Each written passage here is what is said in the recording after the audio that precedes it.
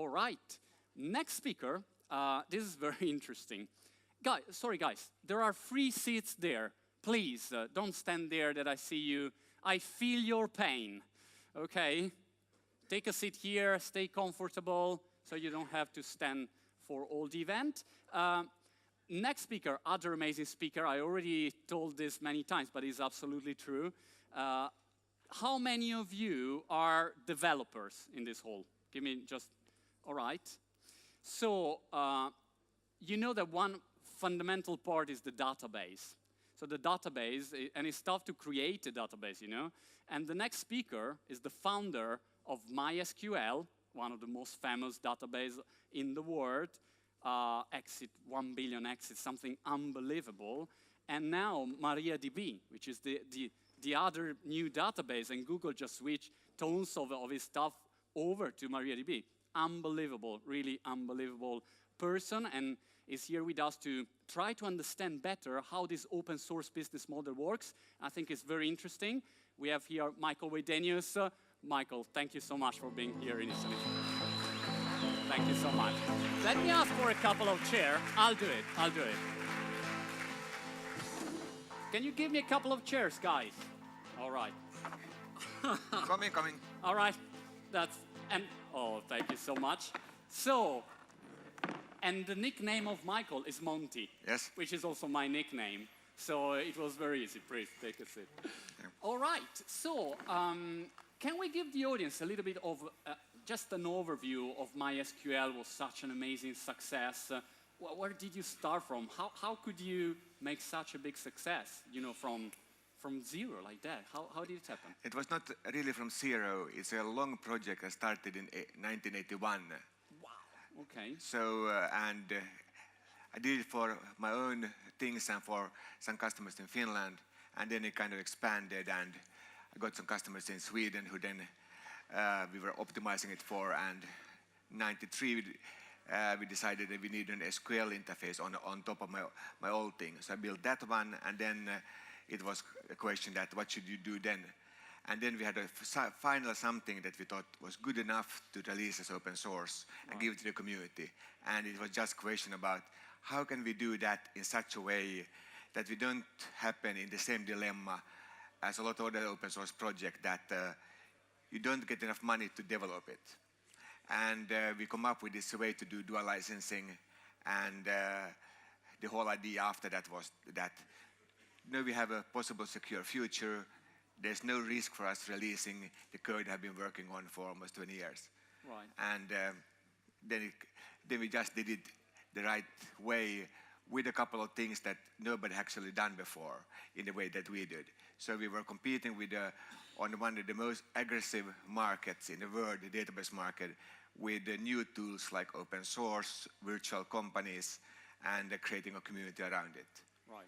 And we were at the right place at the right time, because back then Oracle and the other one hadn't really figured out what to do with the internet. So they never optimized for the net, while we were designing it from the start to be something that is very useful and easy to use with the net. Okay. Don't laugh, but when I started many years ago, I remember I was trying to code in Perl and in ASP. And ASP, I was using or Access, which is ridiculous, honestly, guys, if you think about that, or it was SQL Server from Microsoft, but was too expensive. So I remember the first time I met MySql was because I said, I need some alternative that could be stable and so on. But how could you compete with these guys? I mean, Microsoft, Oracle, and these kind of players. I mean, it's actually very easy, because when you are a developer and you are sitting in a small company, you just need something to solve your problem. The first thing that you do is that you, back then and even now, you go to Netzy, what can you find?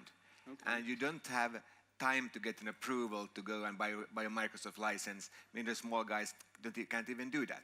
So just by being available for free and have something that you can set up and get running in minutes, you can't do that with a commercial software. And that causes the spread, just the ease of use. Okay. But how about the business model? I always thought with the open source... Can you hear well, guys? All right.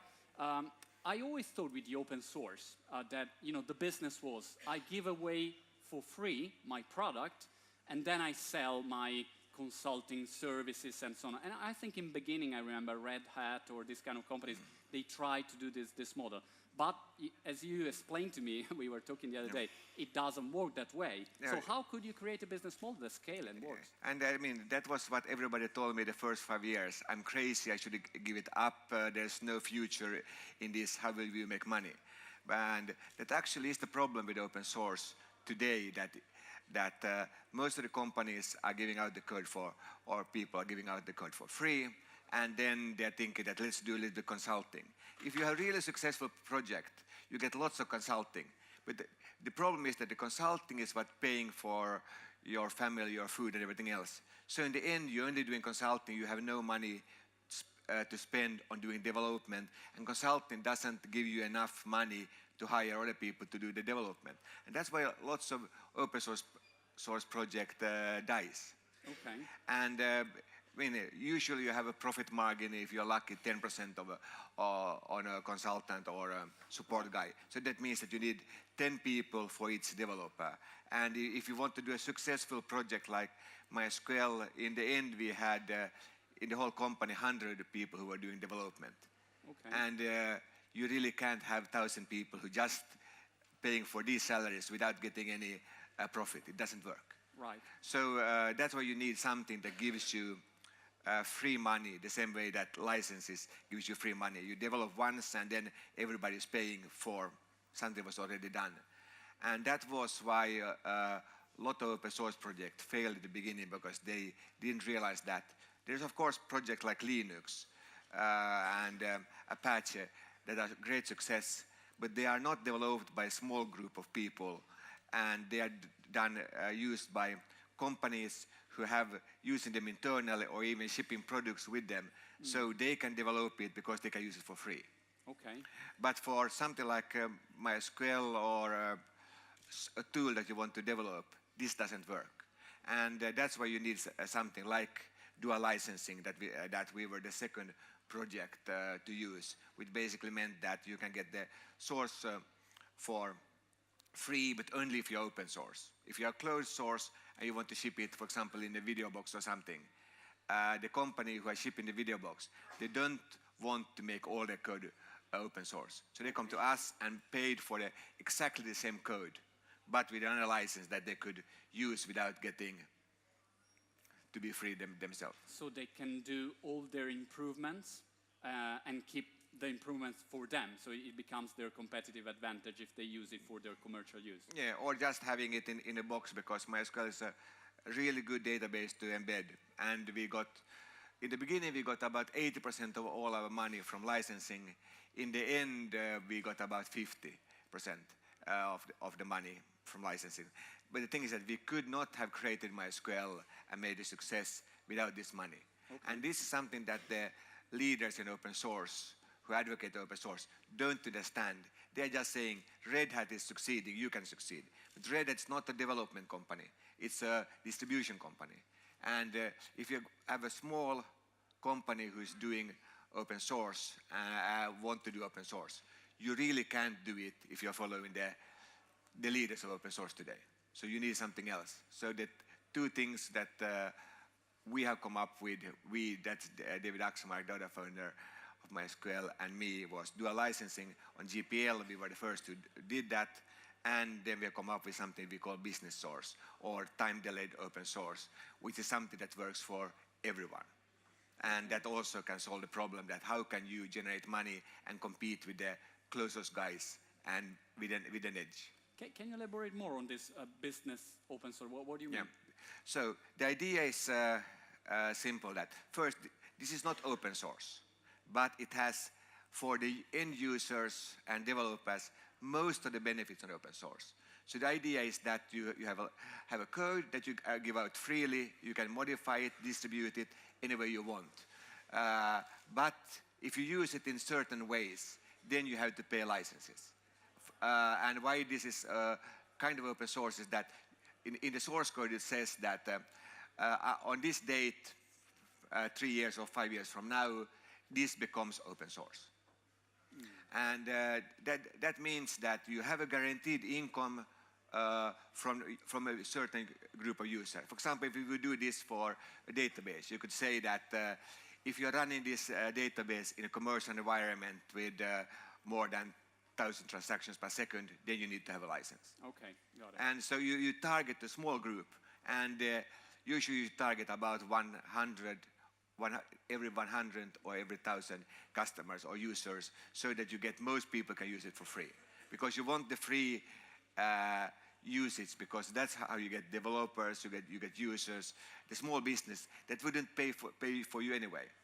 So I was actually looking at a couple of companies here in Italy yesterday, and one of those had a really interesting product, but I don't think they could have survived by being total open source. Right. So I was talking about businesses with them yesterday, because that will ensure that they get the income, they get licenses, they have actually something that can interest investors, because they actually have IP, even if it eventually becomes free. Right. One straight question, because MySql was a great exit. I mean, I read 1 billion, so I don't know if it was... it was $1 billion. Okay, $1 billion. So if someone come to me and say, look, I want to buy your company for 1 billion, and maybe they say, I don't give you 1 billion, I give you 900 million, I would probably say, fine, that's good for me, 900 million, still good. But how do you handle such a deal? I mean, 1 billion is really... I didn't handle it. I got a phone call that it has been sold. All right, cool. So that's great. Okay. So that's it. Yeah. I would love to get that phone call one day, that I have a Tom and say, hey, company sold 1 billion. Okay. So, but I mean, was some kind of negotiation going along, or it was quite a fast process? No, this was a negotiation basically between Morten, Mikos, and the leaders of Sun. All right. Okay. And Jonathan Schwartz. And I mean, we had planned to go on the market in US, and we had really forthgoing plans. So, I mean, Sun told us in December, basically, that end of December, that we had a deal. But if without that, in March, we would have go on the market. And banks has then guaranteed us somewhere around 700 millions. Okay. So the gap between what Sun paid us and what the valuation from the market wasn't that far away. Okay. We also had the Oracle bidding, but we didn't want to sell to Oracle. All right. How was to receive that call? Let's say 1 billion sold. What did you do?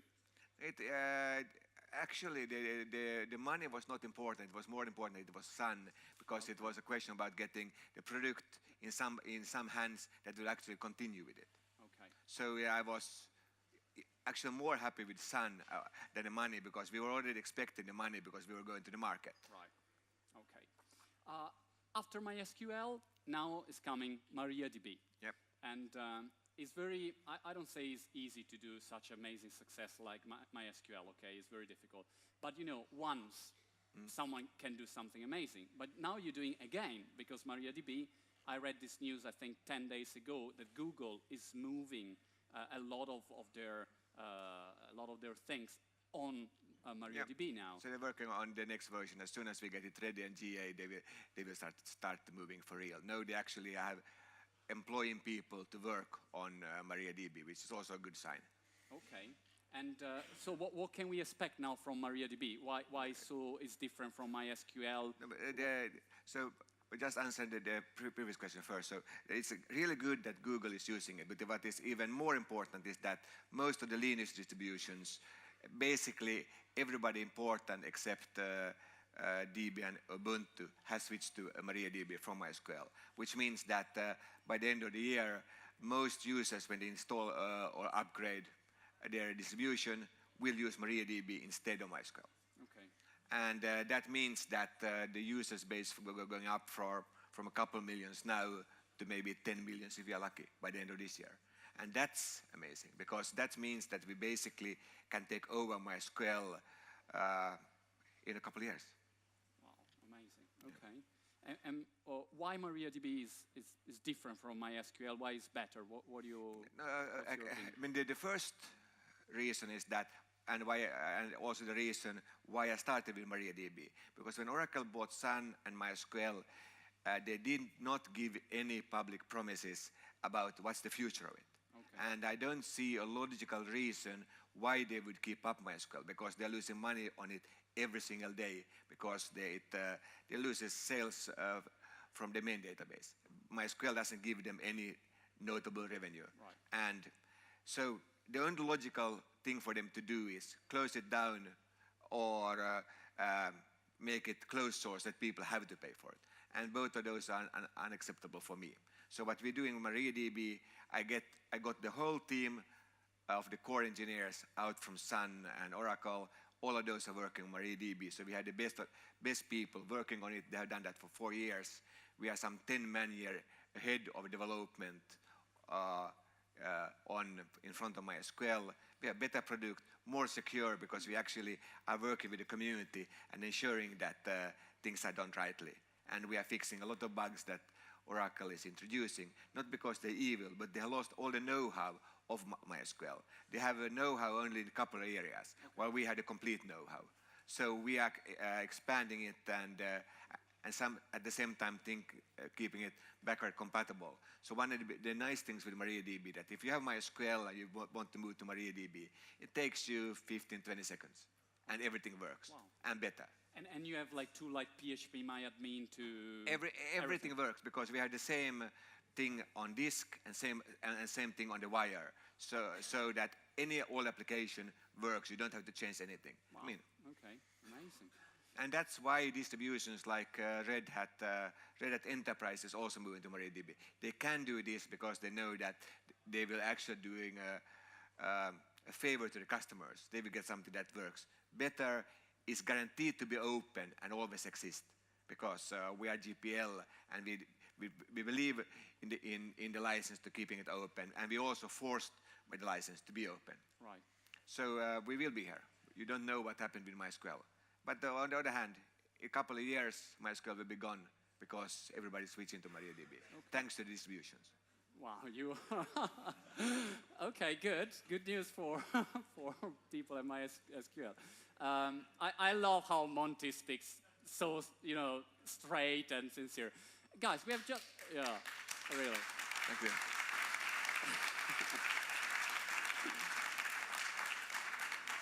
We just have 5 minutes more. If you want to have just a question for Monty, just give me a hand and I come to you. Because I have a few things in mind, but if you just interrupt me whenever you want, okay?